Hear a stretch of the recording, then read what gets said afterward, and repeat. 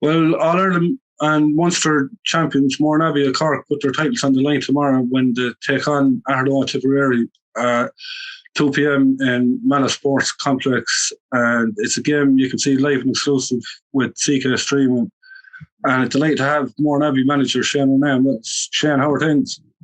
Hi, Tomas. Not too bad, no. Shane, I suppose you're going for 7 in a row, but I suppose each game you just take it one game at a time, like.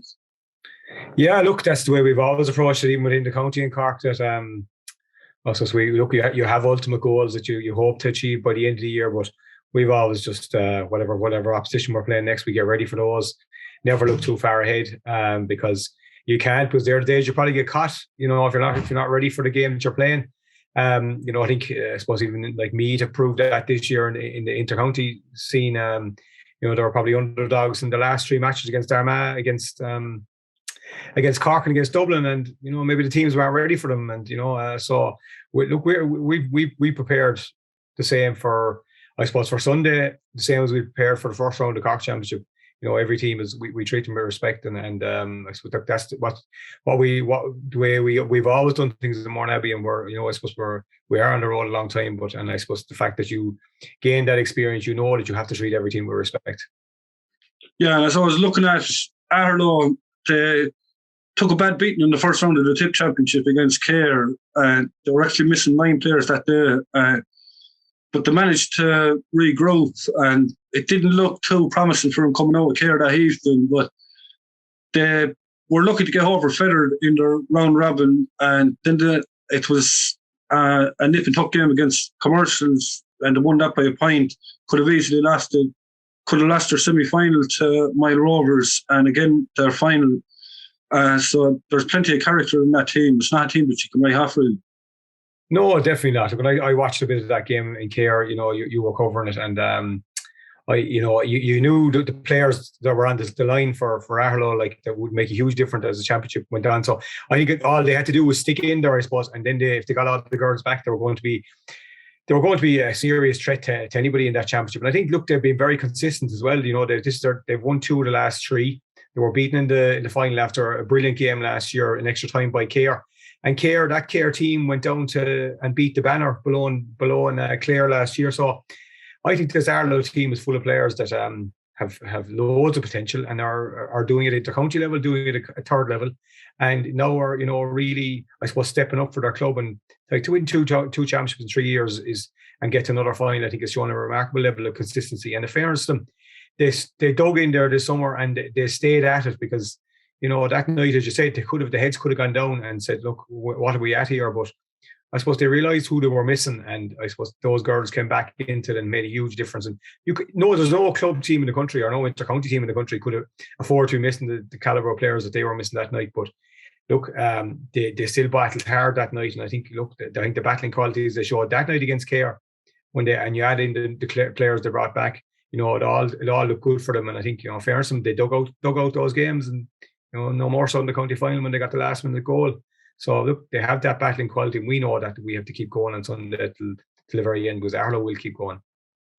Yeah, because I was talking to Stuart Maloney after the match, and he was kind of downbeaten that for the beating that they were after taking that night. But I kind of pointed out to him it was Emma Morrissey's first match back since the bad leg break in Thurles against Dublin in the league, and now they got 45 minutes out of her, and she scored 5 points in a team that was well beaten, but she was on fire at the same time. And the football she's playing for both Aherlow and DCU at the moment, like, she's one of the top forwards in the country. So that's one player that you'll have to keep a strong eye on. Yeah, look, we certainly pick out players from each team, Tomas, that we're playing against, and I suppose we try not to over focus on the opposition, and that'd be the same if when we were playing Ballymac there last weekend. We picked out a couple of players we needed minding, and it's going to be the same Sunday. And Emma Morrissey is top of the list because even the goal, her finish against for DCU last week in the league final was top class finish. And look, I think Emma has progressed massively from her first year in the Tip Senior Panel in 19. She was only on the fringes, not getting a whole pile of game time. But when we were back then in the league in 2020, you know, she'd really progressed and played a lot of great football. And I think she was playing great football for Tip this year before she got injured. But she's really bounced back. And, you know, I think that's testimony to the character that she is and the drive that she has within herself, so I suppose, to make herself better. You know, I think she's certainly up there, top forwards in the country at the moment. And, you know, I'm a big believer in form. So if we take our eye off Emma on Sunday, then Emma can definitely do damage, because she is playing very well for DCU, and that DCU team is a hard team to get on. So they're very impressive with her. So, you know, we have to be certainly very wary of her on Sunday. Yeah, your background with Tip, that's obviously going to be a huge advantage, knowing a lot of these Aherlow players and having trained and been involved with a lot of these players. Yeah, look, it definitely is. You know, you can't say it won't, because, you know, there's a lot of those girls who would have worked with me, the Condons, the Kennedys, Emma Morrissey. You know, all these players were in with Tip, you know, and I suppose I've been dealing with some of them for a very long time, some of them underage as well. But I suppose it kind of works the other way around as well, Tomas. They know things that I like to do in games as well, and they'll be, I suppose, be getting ready for things like that. And you know, they know the way I like to set up, and I suppose, but having that, you know, I suppose a lot of our players wouldn't be as aware of the Aherlow players, you know, as you know, as they would have been maybe of Ballymac players last Sunday. So they are relying a lot on what I can tell them from Aherlow. But look, there's a lot of footage actually, you know, the last couple of years of games. So they're, you know, they've been watching that all week, and the management have as well, to get themselves ready for Sunday. Look, I would know them inside out, but still, you know, you still have to play the game, and you still have to go out and still do the right things. But look, having that, it is an advantage. I can't say it's not. But as I said, the Aherlow girls there, the Kennedys and all, will certainly know what I'm about. Like, you know, so look, it's going to be very interesting because of that familiarity that I have with them and they have with me. Yeah, looking at your own team, then I suppose it's the spine of the Cork senior team, like Ian Ronayne, Maura O'Callaghan, and O'Sullivan's, and like Laura Fitzgerald. Then she stood up to the plate last week with them 3 goals, like against Ballymac. Yeah, look, I suppose we've 6 Cork seniors at the moment who were in last year's panel, and look, they're all, you know, we've all big players. I'd say nearly every player in the team has played for Cork at some stage, you know, at some level, whether that be, you know, 14, 16 minor or senior. You know, and Laura Fitz was in with Cork for a while. She stepped away from it, but she's an absolutely deadly forward. She's one of the best finishers in Cork. Like, so she got 3 brilliant goals last Sunday, could have had a 4th, and I think she's playing very well at the moment. But we have a good spread of scores. I think we had 6 or 7 last Sunday. And look, our big players are playing very well for us. And all our other players then are really, I suppose, we work very hard with them during the summer when we don't have our Cork players, to get them up to the level of the Cork players when they come back. So everything fits together very nicely. And look, we have a good bench as well. We have a lot of young ones trying very hard to get into the under 16s, won a county there a month ago, the first time the 16s won a county in 10 years, County A.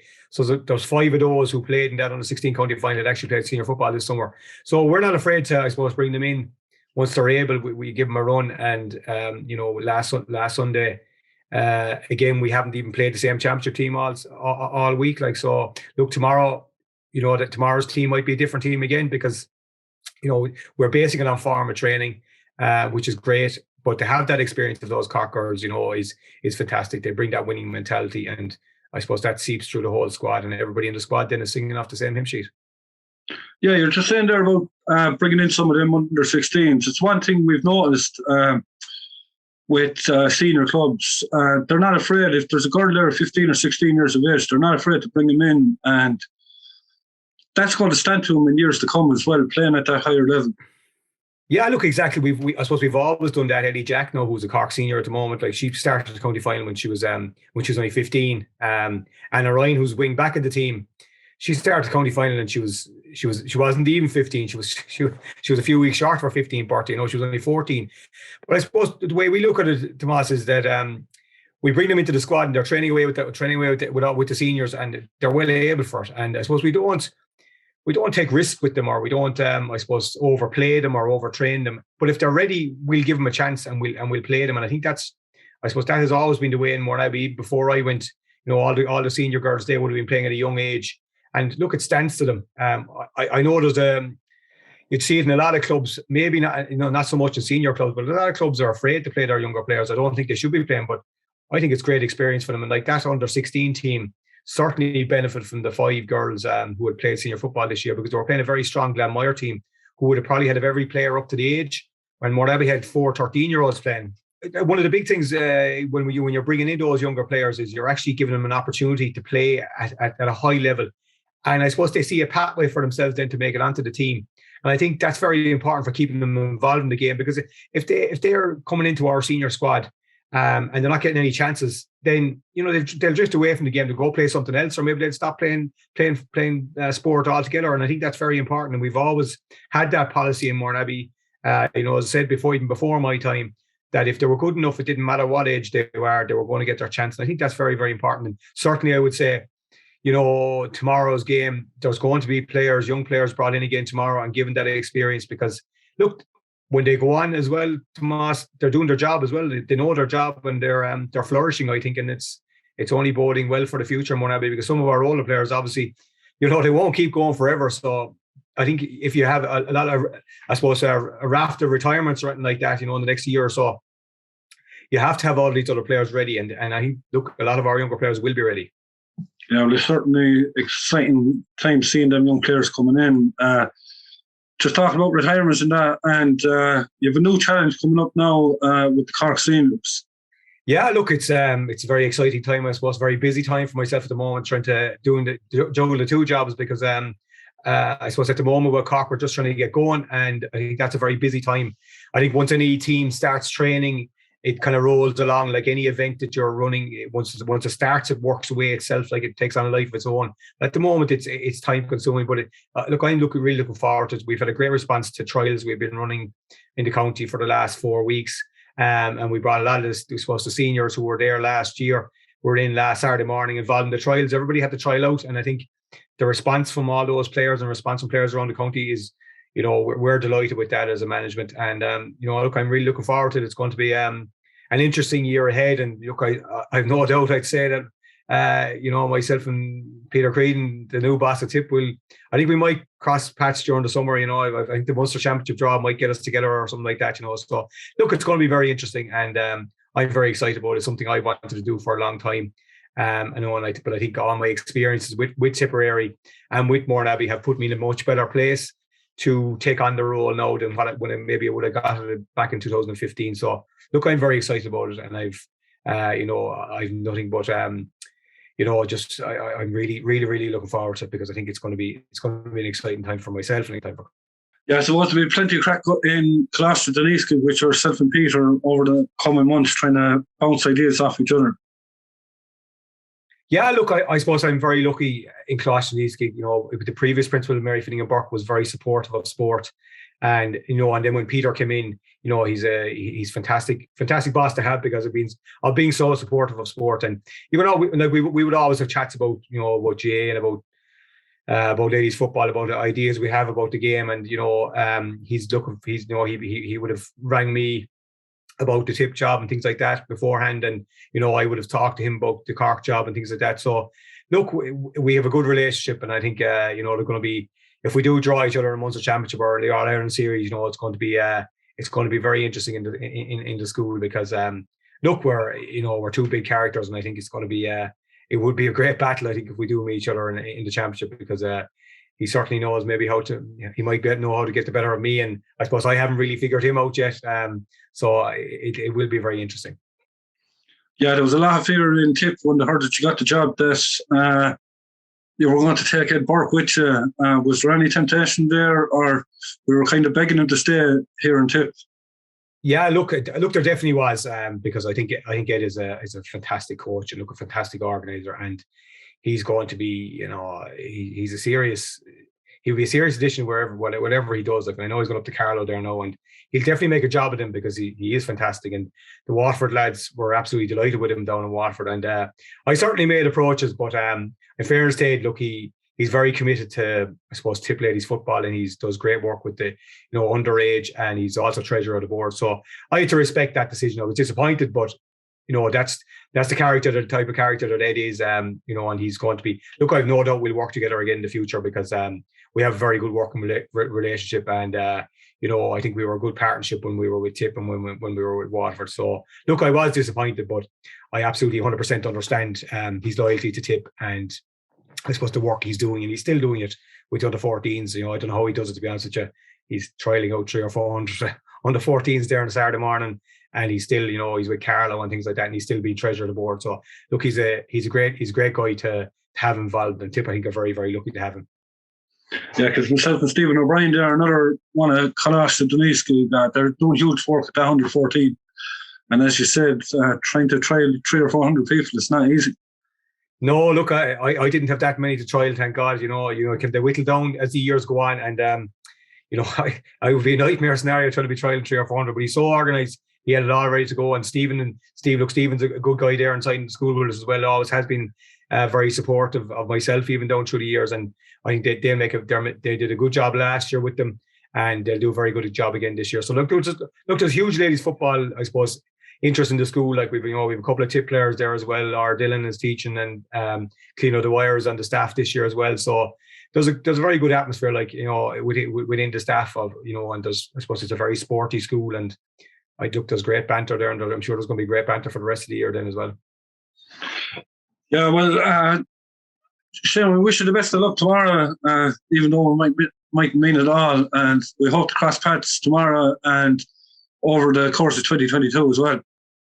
Yeah, exactly. Look, and I suppose it's going to be a big game tomorrow. It's a great occasion for Aherlow, and look, I've great respect from what they've done, but as I said, we will be treating them with the utmost respect tomorrow, and hopefully we'll get the job done because that's our ambition. They've got their job to do. We've got our job to do. We'll all shake hands afterwards and or bump hands or bump fists or whatever you have to do at the moment still. But look, Tomas, and look, thanks for having me on, and look, the very best of luck with the coverage tomorrow. It's great to have it being streamed out there. I know my dad there was delighted to hear that it was being streamed, so he'd be able to watch that on Sunday. And I'm sure there's lots of other people in Cork will be watching it as well. So fair play to you, Tomas. Thanks, Shane. So that's Shane Ronayne, the Mourneabbey manager, and don't forget we've live and exclusive coverage of the game tomorrow, beginning at 1:30. Throwing is at 2:00. If you subscribe to the YouTube channel and check us out on Facebook, Instagram, and Twitter, all the links are there, and you'll get a notification on your phone as soon as we're going live.